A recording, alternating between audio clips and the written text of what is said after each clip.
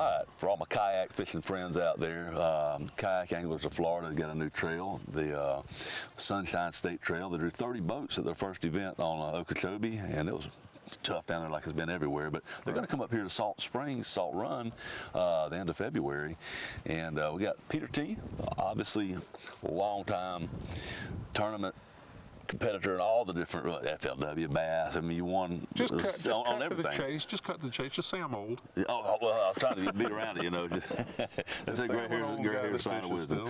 But no, you forgot more about fishing than a lot of us will ever learn, and we're down here. More every day.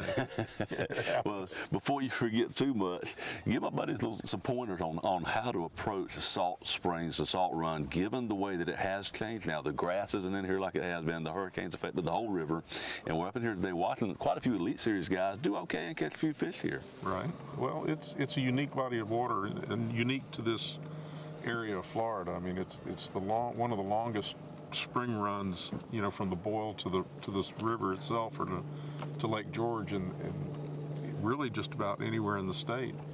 And it's you know, years ago it was covered with grass, and the grass filtered the water and caused it to be really clear coming up out of the spring. Well, now the grass is gone. The water color has changed. Doesn't mean the fish don't use it because the grass isn't here. The fish are still here. They're still going to come in here and spawn like they always do. The difference is now, instead of sight fishing, you just have to fish for them, and you have to get them to bite. So a good way to fish this is approach it like you would any other stained body of water or dark body, you know, dark water color situation.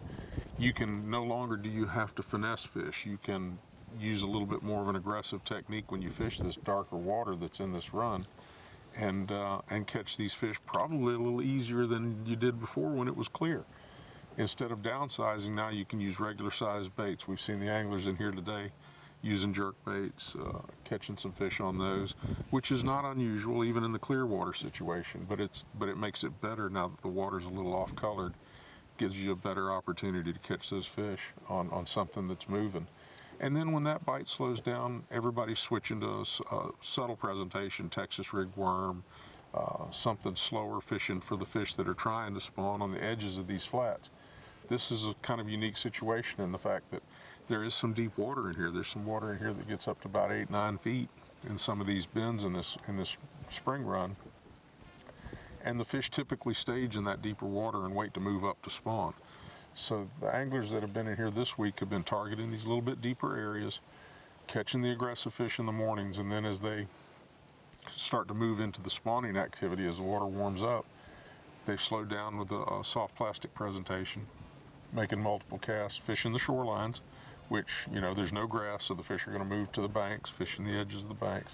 And the edges of this deep water, where it comes up onto the flat, that's hard bottom, they still use it to spawn whether the grass is there or not.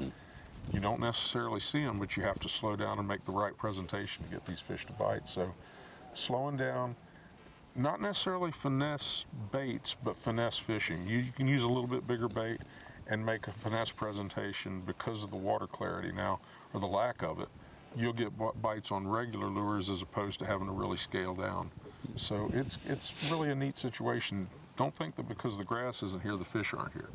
They still come into this area and spawn. Now they just treat it like you would a regular canal in the river, except it's wider. You know, they get along the deeper edges.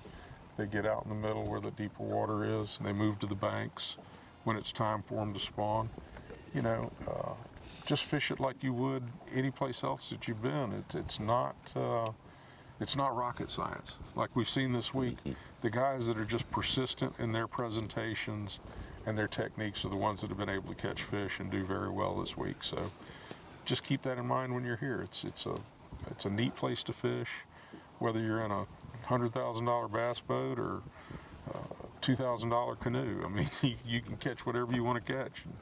Fish the same way, and this is very unique in that you know, it's a small body of water that fishes big. And it's really big for tournament leader Kelly J. He caught 21 pounds out of here yesterday. So these guys are proving that they've got the run of the river, and Salt Run is the place he came and leading the tournament. So yeah, the fish are still here, definitely. Absolutely. And I mean, there'll be more fish that move in here as time goes on.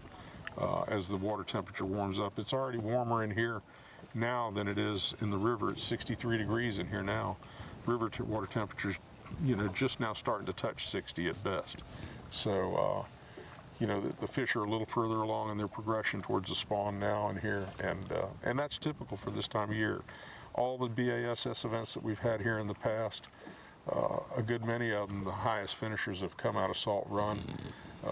It's been won out here once or twice. You mentioned the tournament the other day that you were offshore doing okay, and then you went up in the canal and the fish were all there. And meanwhile, old Guido Hibden was up in here. Guido was in here. Cementing his legend as a great sight fisherman, won the tournament, spent the whole time up here in the Salt Run. Absolutely. Never left here, fished it till the very end and won the tournament. And, fishing just got better as it went on, and it's one of those deals when you get a multiple day event, you have to put yourself in the area with the greatest concentration of fish. And the opportunity to have bigger fish move in and, fish around those fish the whole time. That's the beauty of being in a kayak. You don't have the ability to get up and run. You got to fish what you got in front of you and capitalize on every bite and every situation that you're in. So it's a great body of water to do that. Well, my buddies over at Kayak Anglers of Florida, they're going to put a bunch of guys on some good water, some good fish. Y'all come fish if you like to fish out of a kayak. It's a great tournament. Check that out on Instagram, Facebook, the Sunshine State Kayak Trail. Get out and enjoy the outdoors. Like you say, regardless of what it means or your inclination, what kind of craft you want to fish out of, Salt Run is a beautiful place to do it. Y'all come fish with us.